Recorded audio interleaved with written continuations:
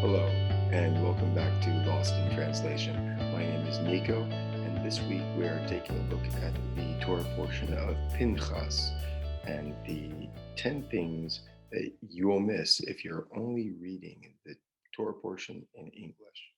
So, number one,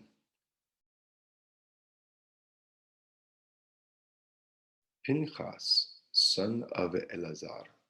Okay, so the if we remember what happened in the last parashat, um, there was this incident of Baal Peor, and uh, and this new character Pinchas arrives, and with his zealotry,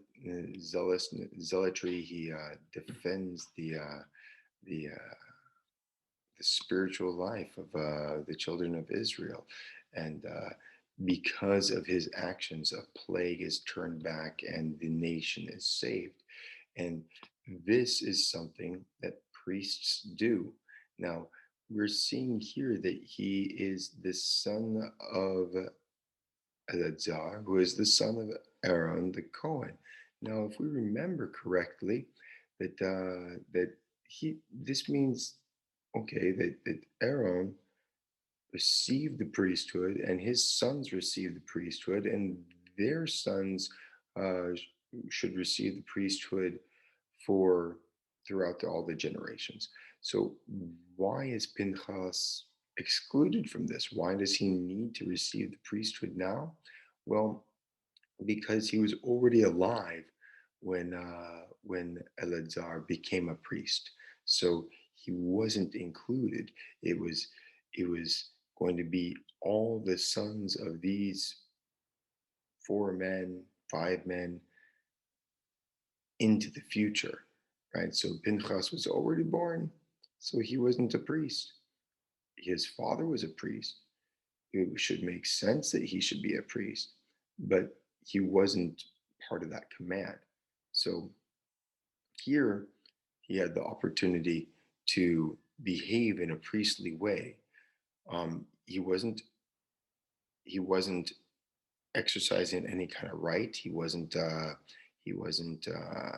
getting out of he wasn't breaking any rules here, but his actions were the type of actions that turned back a plague, which is what his grandfather Aaron had done multiple times through his acts. And this is why eventually, or immediately after that story, we see that his avenging action earned him the covenant of peace, which basically translates that for him and his descendants after him, he should be a priest, the covenant of kahuna, the priestly covenant.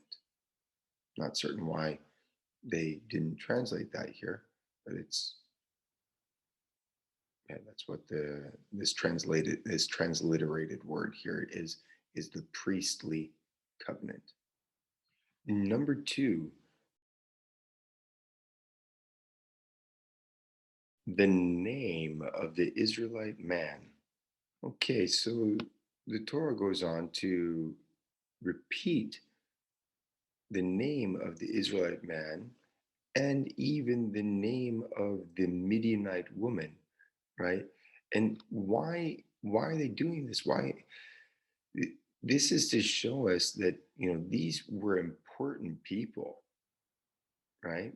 That this man, this Zimri, son of Salu, he was a prince of the tribe of Simon, right? We see this word Nasi, right? Chieftain, prince. He was a leader. Okay, Nasi is a leader, and we also see that this woman Cosby was right. We see leader is now used for okay this Rosh Amo, right? Rosh Umot. right? So there's the leader of the nation. It's interesting that we're spelling this here with an aleph instead of an I on the nation. So thing is that these two people were highly regarded personages in their two countries. And this didn't stop Pinchas from doing what he did, which was to impale them both with one blow with the same spear. Um, so his defense of the faith wasn't it wasn't such a problem that there was the union between these two nations, because we see this union between with Moshe Rabbeinu himself, that his wife is Zipporah is from Midian. Now the issue is that the union is through this other problem of Baal Peor, right? And we talked about what that was. So that means that there was a connection to a non-spiritual desire, and that had to be stopped. Number three,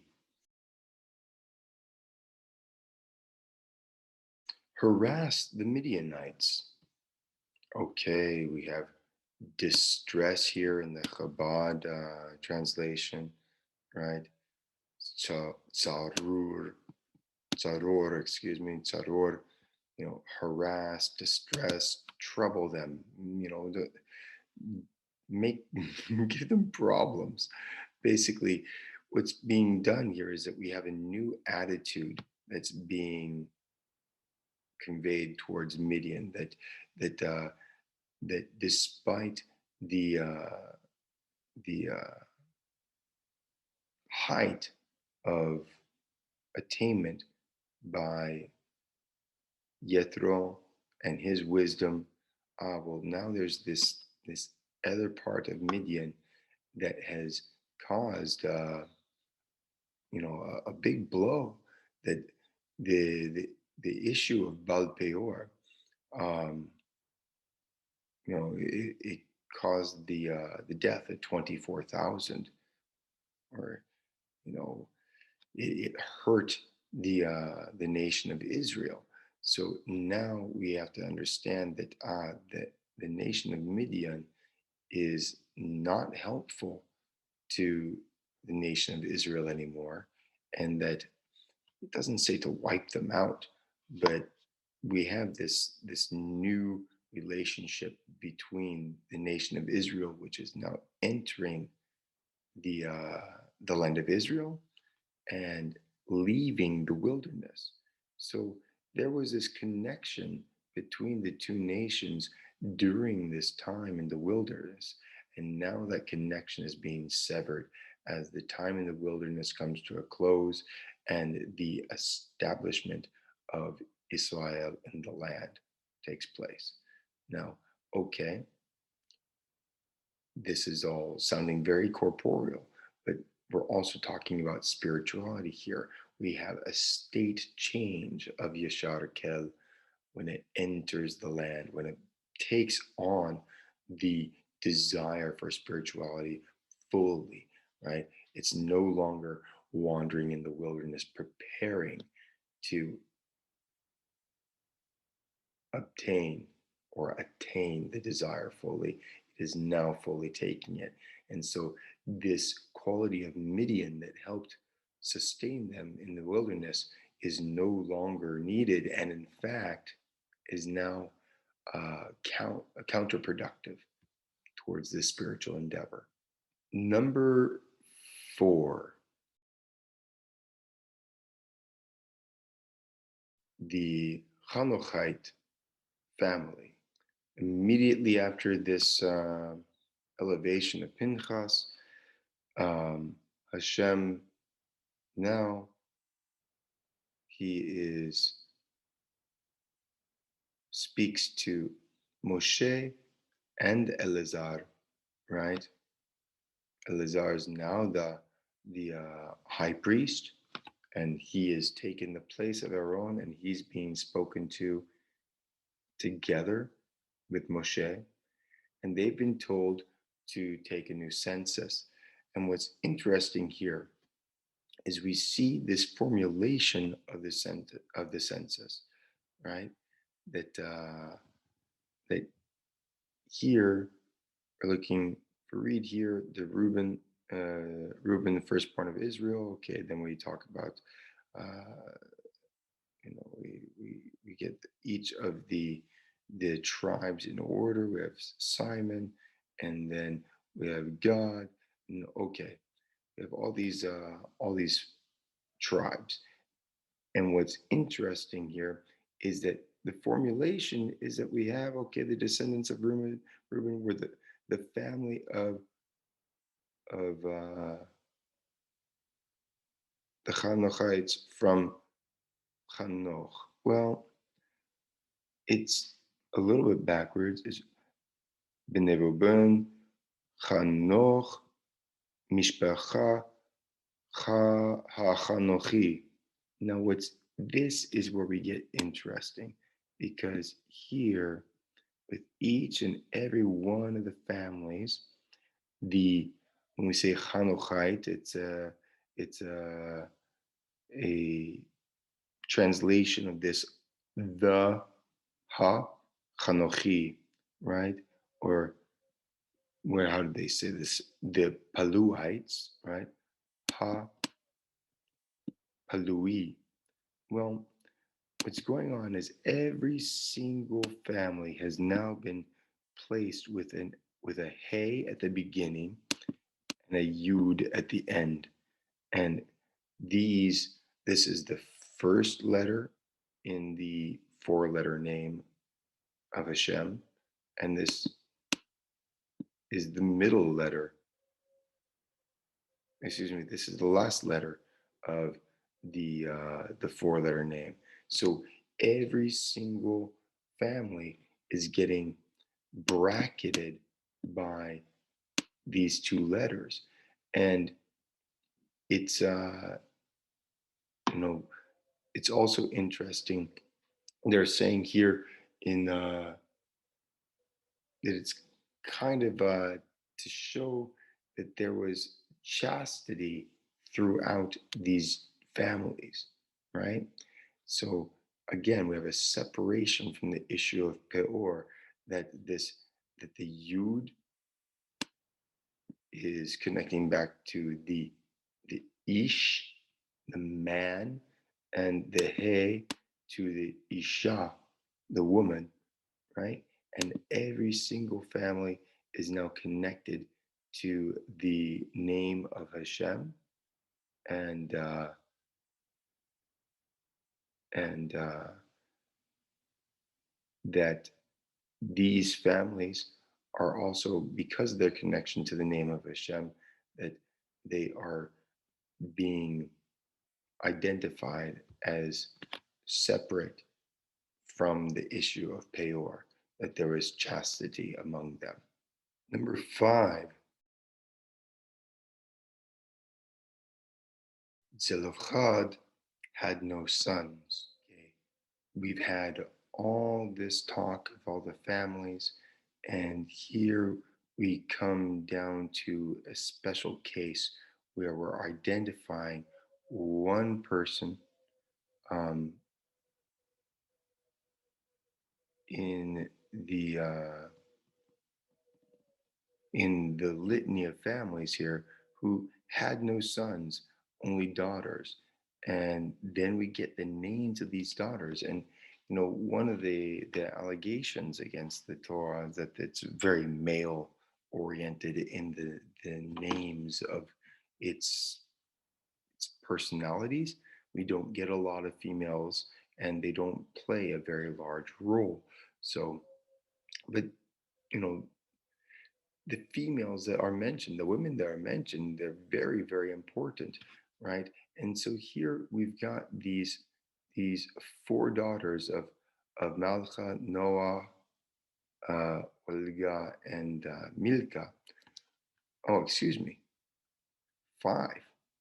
right? Which is also significant in itself, in and of itself, that there's five daughters, and they are the five daughters of this man who had no sons. And when women are mentioned, they're very, very important.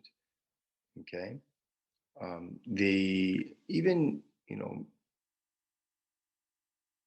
be mentioned in the Torah at all, there has to be something, some sort of lesson to be learned.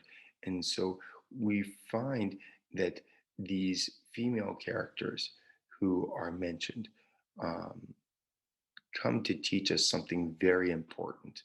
And we're going to see later on in this portion exactly how the Torah treats this situation of this man who had no sons, and his and what's supposed to happen with his inheritance.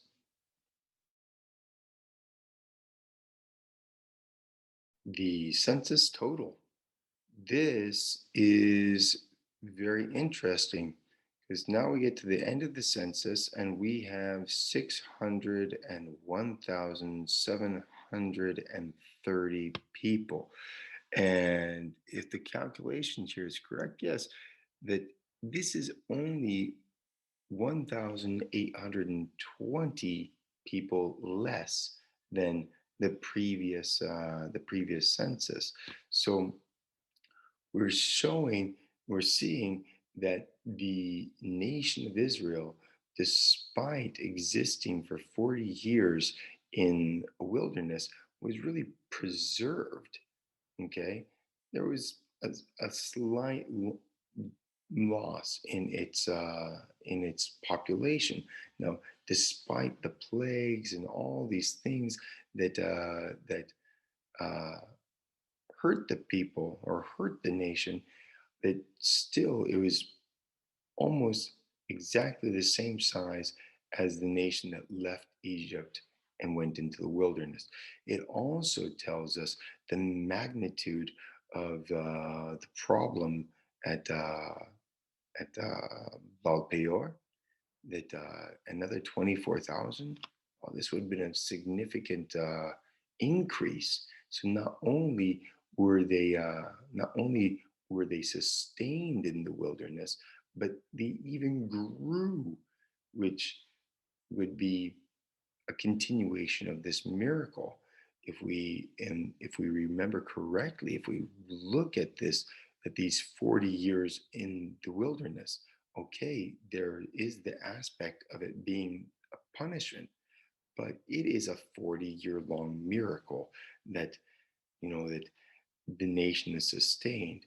And this is to let us know that, you know when we enter that wilderness, when we exit from our limitation and we are struggling to enter the land, that spiritual place where we really have connection to Hashem, we're going to be sustained, just like the nation of Israel here is sustained throughout all the trouble, throughout all the temptations, throughout all the connections back to egoism, and all the beatings that we feel. We're going to be sustained through it, just like the nation was sustained here. Number 7,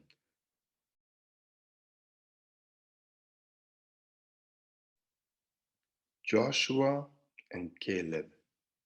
This is interesting here that we just had this census, and it says here that among these there was no man who had been included in the census that Moshe and Aaron had done. So we have this new census that's done by Moshe and Eleazar, the new Kohen Gadol. This is a new generation. And we had this old census that was done with Moshe and Aaron, the previous high priest, right? And then we have to ask, remember, there's these two people who were promised that they would enter the land. That's Caleb, the son of Uniphem, and Joshua, the son of Nun. Well, they're still alive, but they're older than 60. So, because they're older than the age of those to be counted, in fact, they weren't counted in this census. They're alive, they are there, they're present, but they're not part of the counting. That keep in mind the census is only from those aged 20 to 60 who are eligible to serve in the army. So this tells us that the nation is even larger than this, right? We probably have somewhere around 1 million people. We probably had somewhere around 1 million people who left Egypt, children and and and the elderly, and we have somewhere around 1 million people now who are going to enter into the land of Israel, and we've got really 600,000 men.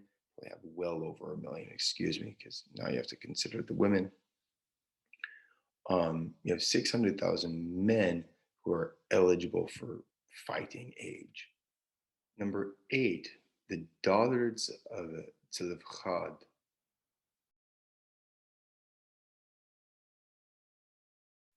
Now, we mentioned this before that Tzlefchad had no sons and he had these daughters, right?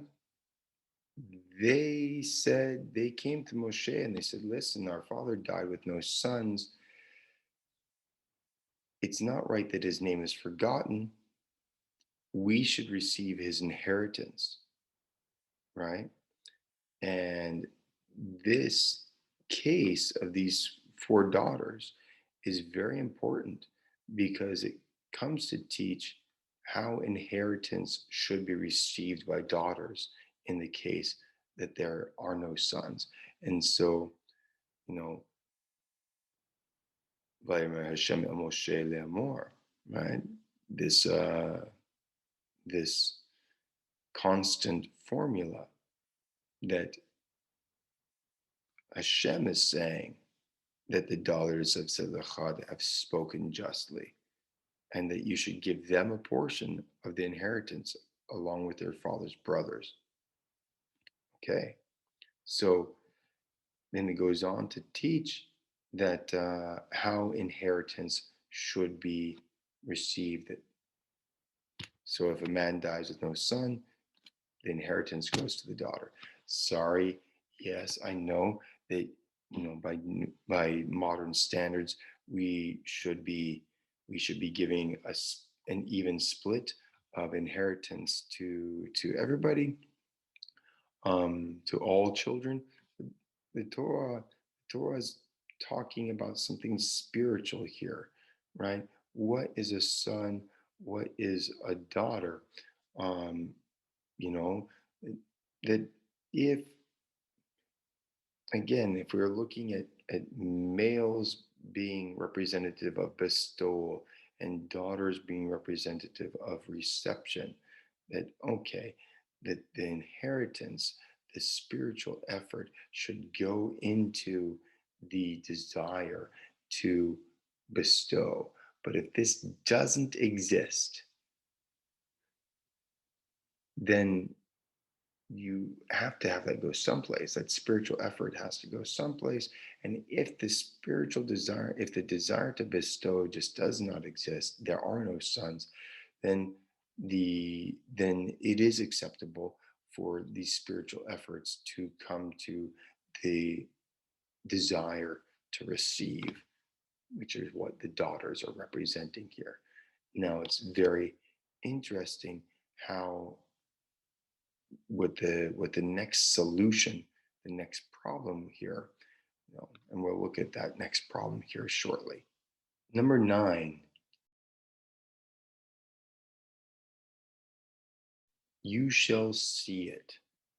So Moshe Rabbeinu has just been commanded that the daughters of that these daughters should receive their inheritance, and immediately after that, he's being reminded, but you're not personally going to do it because you have to go up this mountain where you're going to be gathered unto your people. You're going to die up there, right?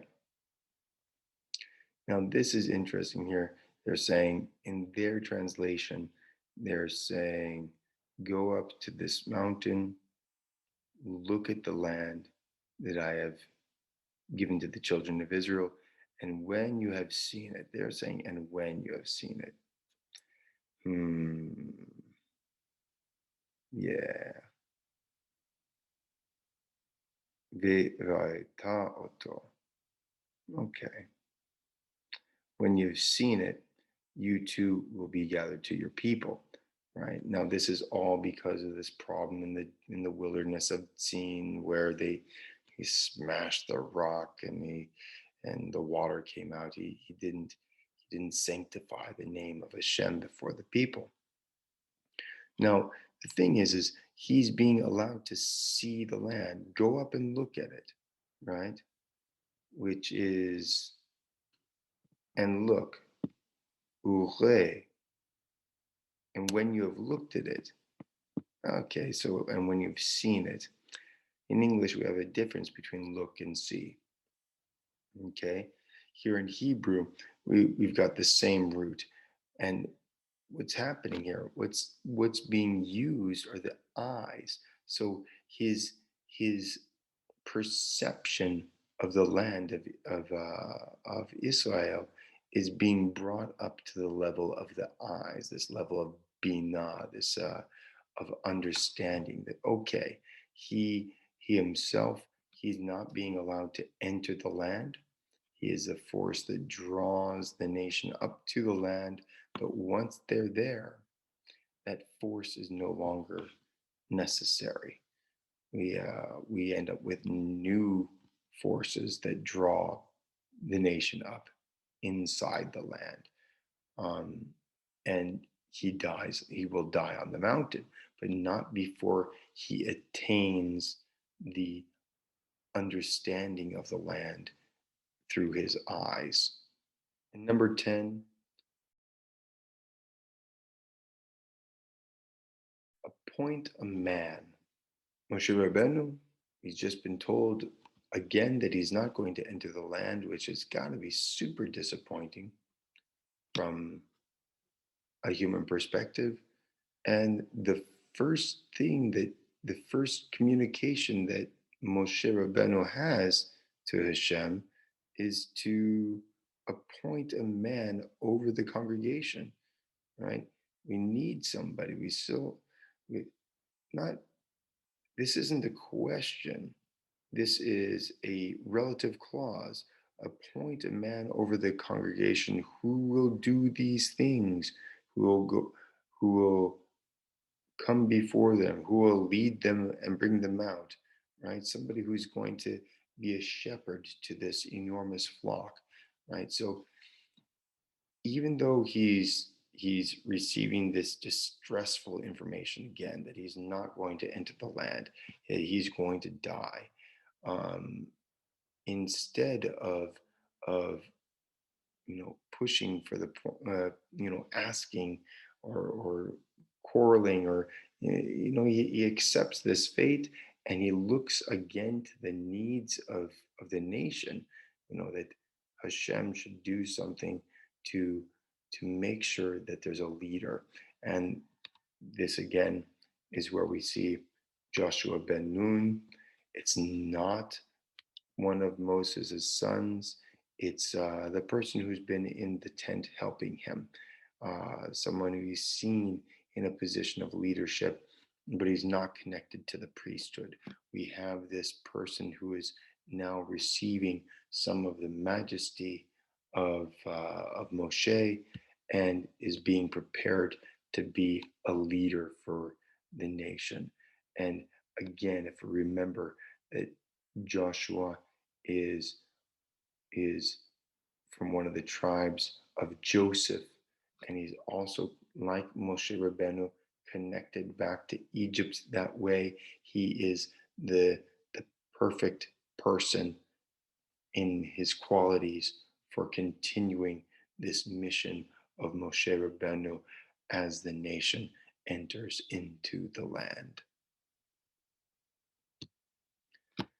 Okay, well, that's all I have for the portion of Pinchas. Thank you very much. If you have any other points that were interesting to you, please share them in the comments. And until next time, uh, yes, please like, subscribe, comment, share, and be well.